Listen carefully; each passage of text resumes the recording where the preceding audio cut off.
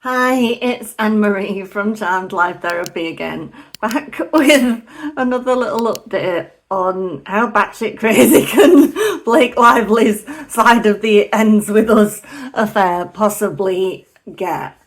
And as other content creators are pointing out, you can see now at this point, everybody that kind of, myself included, that were quite critical of Justin early on in terms of what he maybe let her get away with, in inverted commas, during the filming of that movie. I think you can start to see now the level of gamesmanship and the level of what's the word for when entitlement, the level of entitlement. And it's a good wake-up call for anybody that's never actually dealt with a narcissist or hasn't been sure that they've dealt with a narcissist, but have felt absolutely bamboozled by somebody completely, to the point where you question your own mind and your own point of view and your own perspective. And I find it really, really interesting. Obviously, things have been very, very busy in the last few days.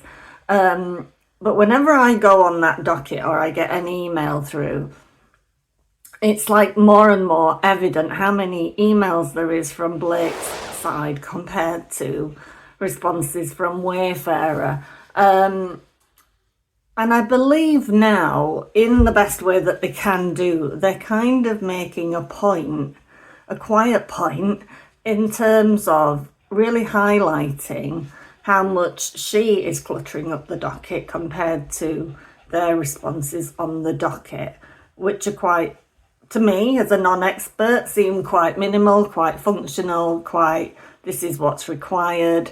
There's not over amount. I mean, right now they are absolutely coming for Brian Friedman on Blake's point of view, and it is a personal thing. Blake has taken a personal dislike to Brian Friedman because he can't be swayed by her, and he sees right through her, and he's not interested in her. All he's interested in is getting the right outcome for his client. So he can't be swayed, he can't be flirted with, he can't be manipulated from the perspective of falling under her charm, shall we say. I think he's having to be very careful legally in order not to be manipulated, and I think that's why there's an awful lot going on behind the scenes that we're not party to. And the other day there was that request, wasn't there, from Blake's side. I mean, you can see that even when the judge says this is how I'd like to be in terms of let's get all those written discovery responses back by July 21st, let's give you up to what is it, the end of August for getting any motions to compel about that materials back, and let's get all done, all depositions, all everything done by September 30th. And what do? You get Wayfarer straight away going, yep, that's fine, we can live with that. Very short letter. And what do you get from Blake Lively's side? You get, oh, well, while we agree in principle, I'd actually like this, and I'd like this, and I'd like this. Meaning she wants to continue compelling content creators on YouTube to give up their personal information, because she's still bound and determined not only to try and construct something that does not exist, which is a winnable case for her, but she's also, you know, it's a punishment thing as well, isn't it? It's like, how dare you speak out about me? It's one of those things, isn't it? I'm going to cast my net far and wide and make sure you all feel the benefit of my wrath, basically. That's what it is. I'm going to cause you all expense just because I can. And that's what's currently going on. It's what you can see. And it's very, very interesting as well that she's also trying to construct this narrative of I'm not safe to be deposed. It's not safe for me to sit at a deposition. And, you know, if I was Vin Diesel right now, because the other day everybody was like, what the hell has Vin Diesel got to do with all of this? And the answer is nothing other than that Brian Friedman was his lawyer. And I would be immensely kind of insulted if I was the judge for starters, over them dragging, what was it, something like 400 pages of a lawsuit that's absolutely unrelated to the It Ends With Us situation, in order to kind of justify that Brian Friedman is a threat to Blake Lively's safety, and hence she cannot be deposed because, you know, he will make it a public spectacle. He'll be possibly secretly recording her, or having a teddy cam in the room or something like that. Which is basically what she's saying, isn't it, at this point, that I'm not safe to be deposed by this man.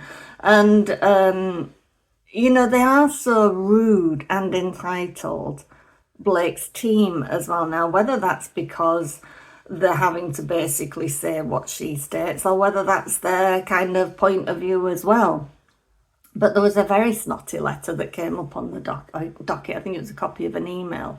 And it basically did not even ask about the terms of the deposition. It was like, the deposition will be carried out here at their offices, their side's offices, and it will look like this, and we will provide that, and blah, blah, blah. Not an ask, is that okay? Or would you agree? Just, this is where it's going to be. And that is Blake Lively and Ryan Reynolds all over. The demands, the entitlement, and so they got a kind of response back. No, this is where it's going to be, and we have security measures in place. Blake is convinced, or she's created in her own mind, that there will be publicity going on out of her control that will be to do with non-friendly journalists or media or content creators at that time and place that are going to do unflattering things or shout things at her that she doesn't want to hear. Well, welcome to payback, Blake. This is what payback looks like if that should happen. But I don't think she realises that nobody's interested in orchestrating anything. I don't think any of the content creators out there that are covering this are interested. You know, maybe Perez Hilton is a little bit, I don't know. But I think for the most part, people just want truth and justice, basically. They're not interested in showing up and throwing tomatoes at her or something like that. She needs to show up like a regular human being at a court appointed time and place, basically. She doesn't get to dictate it, just like she didn't get to dictate that Brian Friedman didn't get to depose her. She shouldn't get to dictate where this deposition takes place, and I'm still not convinced it's going to take place this coming week, 17th supposedly. We know she already skipped out sometime in June, potentially around the 23rd. It's not happened. I think there's the likelihood that unless she gets that film footage in a manner that she can watch and listen to, which she claims she hasn't got right now, then it might be unlikely that this July 17th deposition takes place. But it just shows you the grandiosity as well. You know, if you've never been quite sure what grandioseness looks like when it comes to a narcissist, it's like this, assuming that you are so powerful and so noteworthy that something like a deposition, there are going to be so many people interested in that, and interested in having an opinion on you or coming after you or targeting you because you're so powerful, you're so influential, that it has to look like that. This is what grandiosity is looking like, because I think there was probably a plan in place. I mean, somebody said she hired a stylist for this deposition. Now, I'm not sure about the truth of that, but you know, she doesn't generally hire a stylist, but unless she needs like help with what an appropriate legal outfit looks like, I'm not sure. But I think if it had been going, I mean, we still don't know if the judge will say, oh yes, your security is so paramount that it will have to be somewhere else. But I think Blake's plan was probably to have it at Wilkie Farr's or Manat's office, whoever it is, and, you know, show up in a suitably styled outfit, maybe a bit less jangly than usual, a few less bracelets, maybe with a briefcase rather than a purse, maybe something like that. I had a feeling she was planning to turn up like that with a little entourage, with security, obviously, with chosen media outlets present, and style this deposition to go the way that she looks, because we know, or I believe at least, and I think many content creators do believe, that if she does sit for this deposition, she intends it to be like her martyr complex moment, her showing up for women and girls, her saying how it is, her being the poster child and all of the rest of it. I think she will be...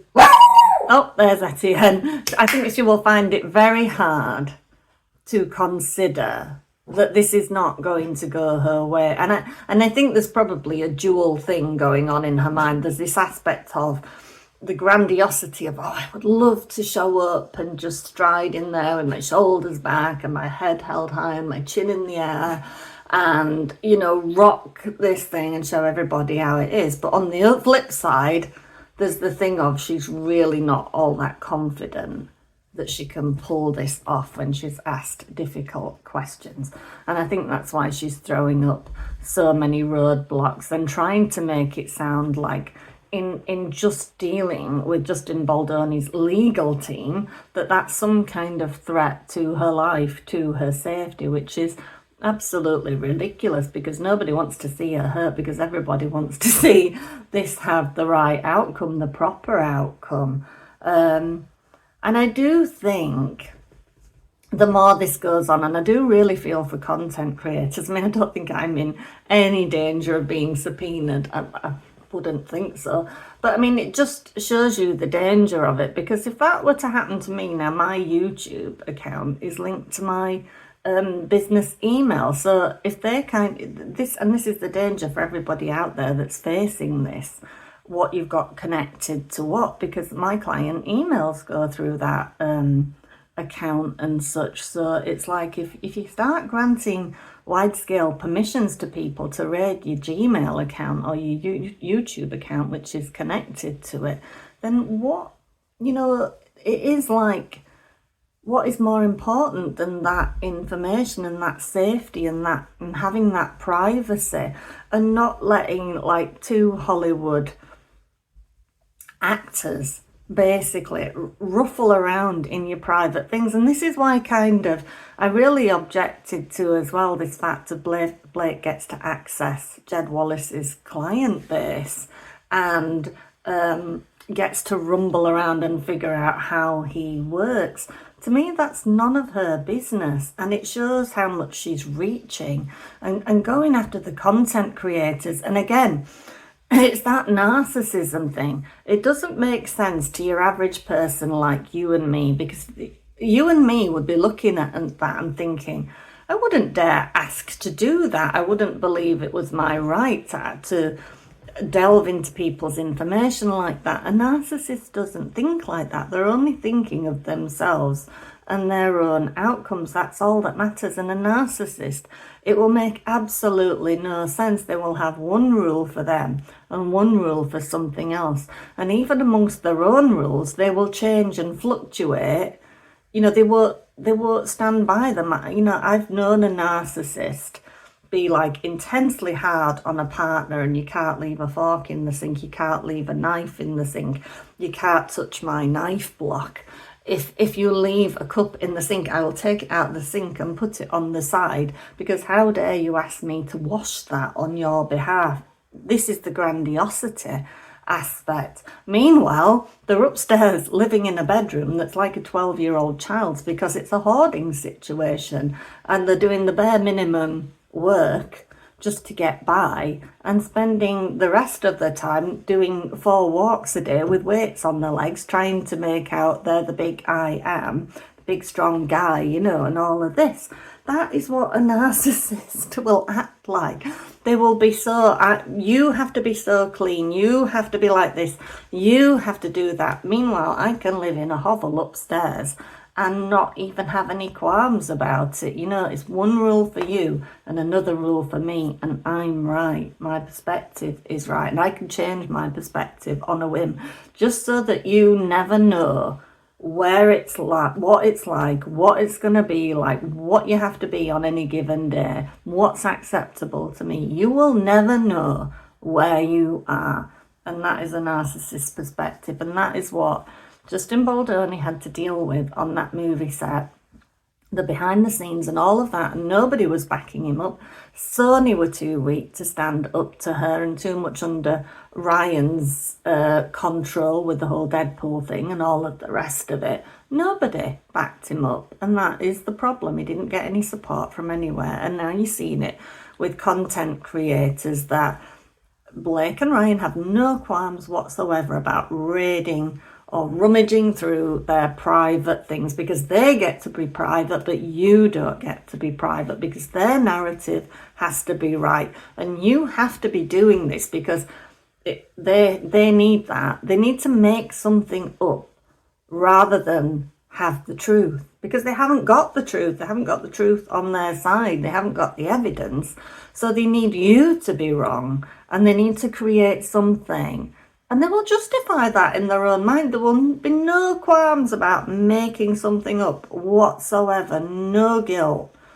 You know, that is what it's like dealing with a narcissist. And that is what you're seeing playing out in real time, is what I believe. And I think is what many people believe. And that is the danger of them. And that is why I say it is kind of important that this is for, and it's shown to be all that it is, so that when you're going about your daily life, you can start to spot those signs of when somebody out of the blue is love bombing you. They want to tie you down quickly.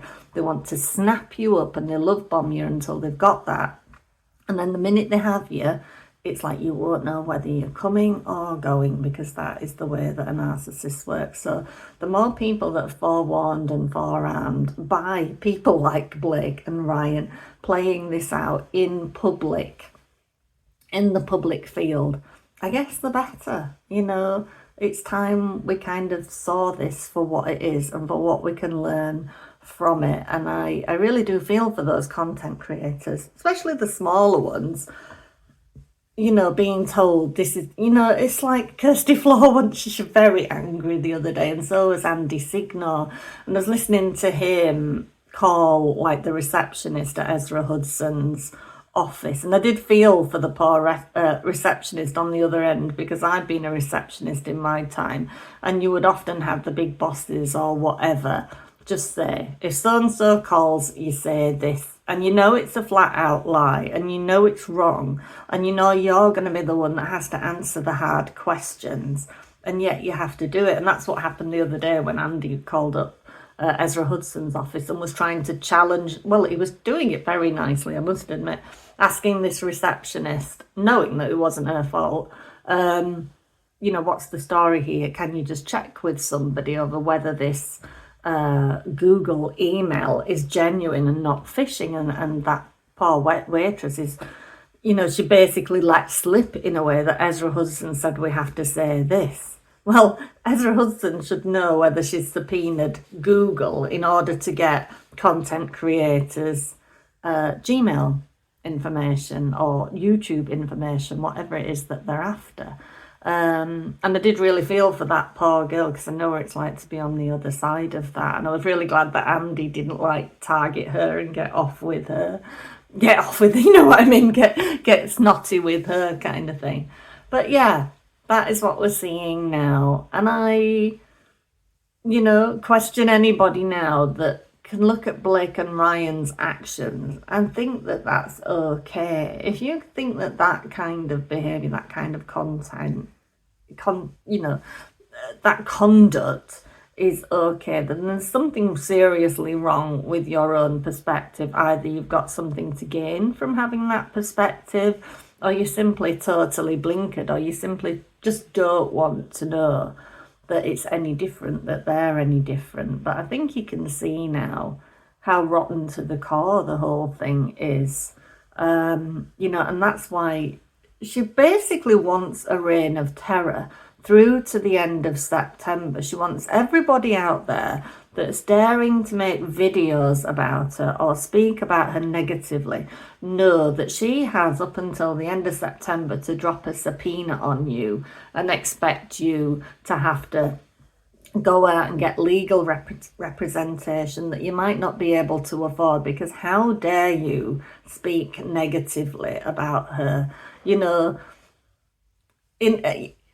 realistically, she probably on some tiny level knows it's not true, but she's so invested in the story she has to make it true, and she doesn't care who gets her in the crossfire. Well, I'm going to keep talking, but I mean, I don't have a vast audience, so I think I'm safe. But I think that's what this is about. It's like she truly can't believe that it's got worse. You know, like she thought it was bad in August last year when she started thinking, I'm going to have to sue over this because all these horrible people saying terrible things about me, and it can't actually be true. There will be no way on this earth that a narcissist nearly a year later can look at it and see how much worse it is and accept blame at this point. There is no way. So the conspiracy theory has to have extended. There has to be more people being paid, because the other side of it is unthinkable to them. They can't possibly contemplate that or get a handle on it in the mind. That just would not compute. So that's what's going on.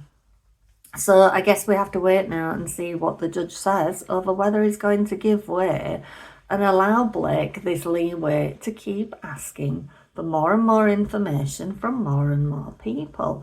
And I hope it comes up.